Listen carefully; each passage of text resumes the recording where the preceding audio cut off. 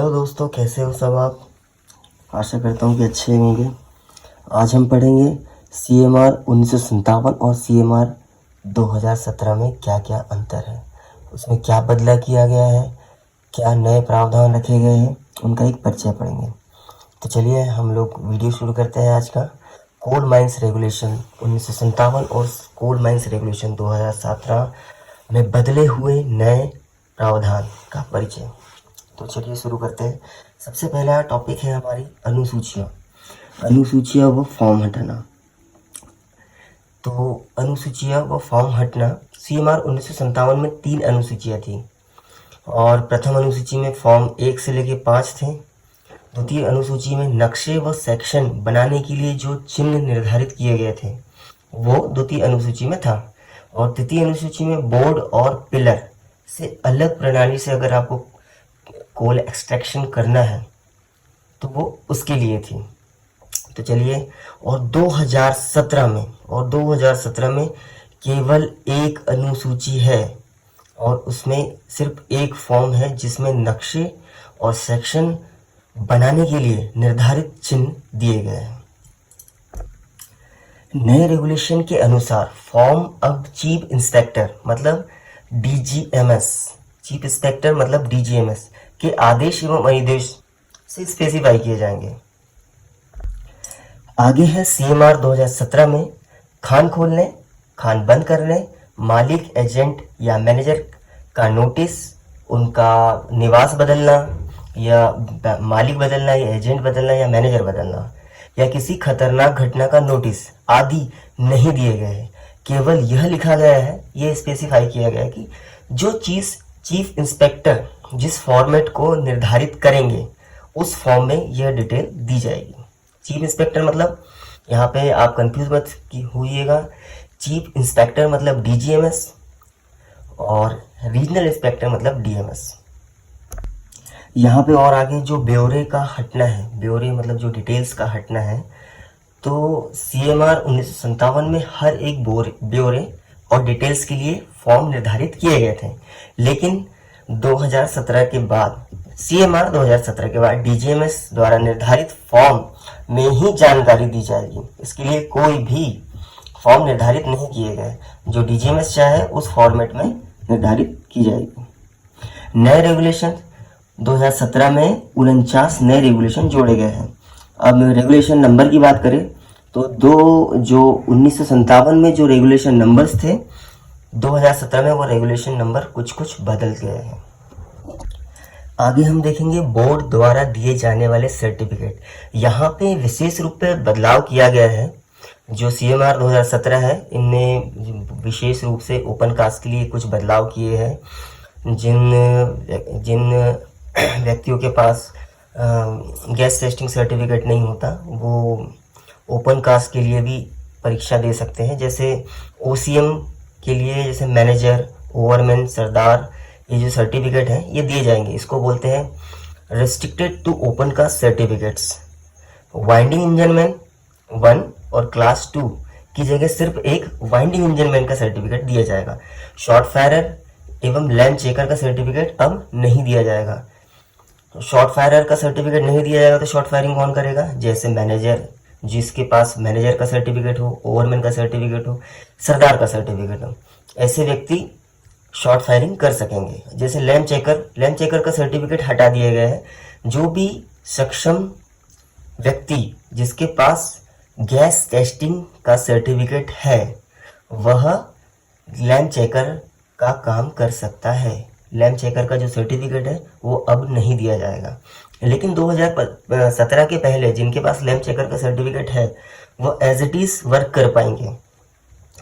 जैसे OCM में GT की ज़रूरत नहीं है। जैसे OCM में मैनेजर, ओवरमैन, सरदार, इन सब चीज़ों की जो ज़रूरत है वो अब GT में नहीं लगेगी, GT की ज़रूरत नहीं लगेगी।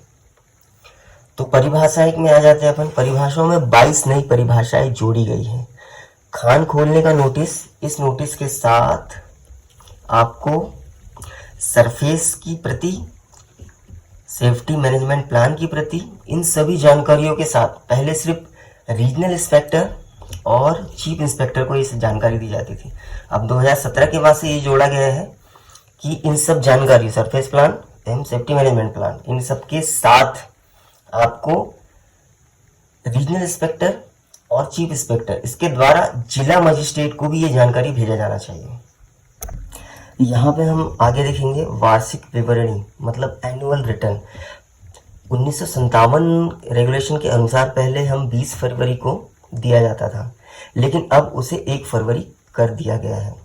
सर्टिफिकेट की वैधता देखें तो पहले बोर्ड द्वारा, पहले मतलब 1957 रेगुलेशन के अनुसार सर्टिफिकेट पहले बोर्ड द्वारा जारी जो सर्टिफिकेट होते थे, manager certificate, gas testing certificate, ओवरमैन certificate, mining certificate, second class, first class, जो भी था, जो इंजन मैन, शॉर्ट फायरर, ये जो सर्टिफिकेट्स थे पहले हर 5 वर्ष में रिन्यूअल कराना होता था, लेकिन अब वो नहीं कराना होगा।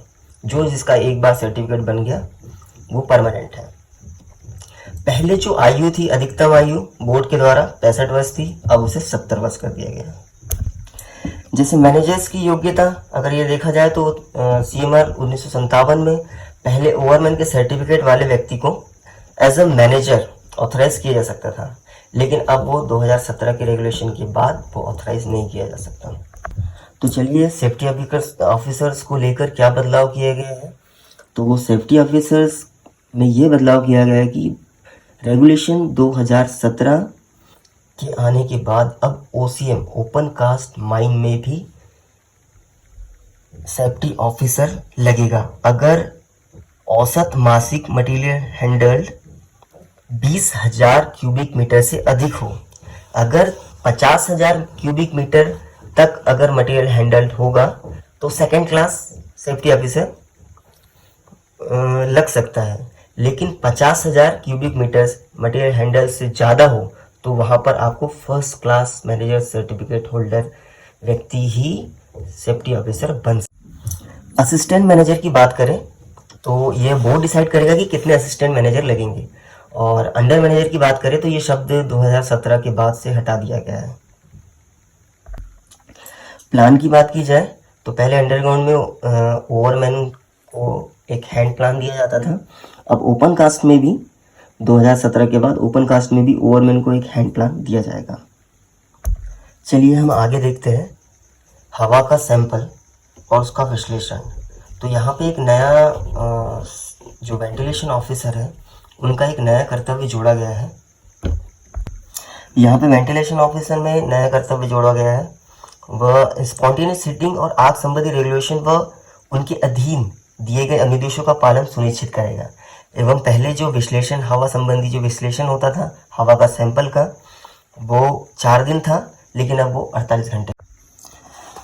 जैसे खान के निकास मार्ग देखे थे, जैसे 1957 में देखा जाए तो प्रत्येक कार्यस्थल पर या माइन में 2 इनटेक होना आवश्यक होता था, लेकिन रेगुलेशन नंबर 2017 के अनुसार UG में प्रत्येक कार्यस्थल जहाँ पे 2 रास्ते नहीं हैं वहाँ चीफ इंस्पेक्टर की अनुमति दे सकता है अगर कुछ सीमित संख्या में व्यक्ति का नियोजन करना हो तब।